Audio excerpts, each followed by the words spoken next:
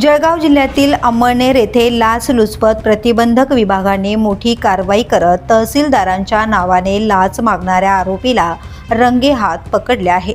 या प्रकरणात जितेंद्र राजेंद्र पाटील याला पंचासमक्ष 25,000 रुपयांची लाच स्वीकारताना अटक करण्यात आली आहे, तर रामराव हरचंद पाटील याचाही या प्रकरणात सहभाग असल्याचं निष्पन्न झालंय।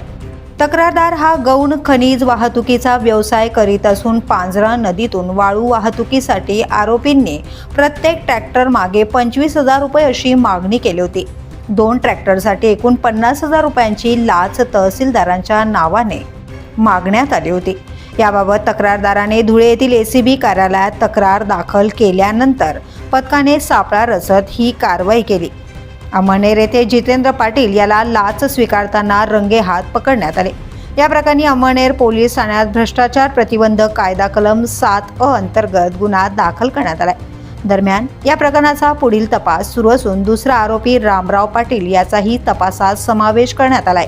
ही संपूर्ण कारवाई धुळ्याचे एसीबी पोलीस उपाधीक्षक सचिन साळुंखे यांच्या मार्गदर्शनाखाली पोलीस निरीक्षक पद्मावती कलाल, यशवंत बोरसे आणि त्यांच्या पथकाने यशस्वीरित्या पार पडली आहे।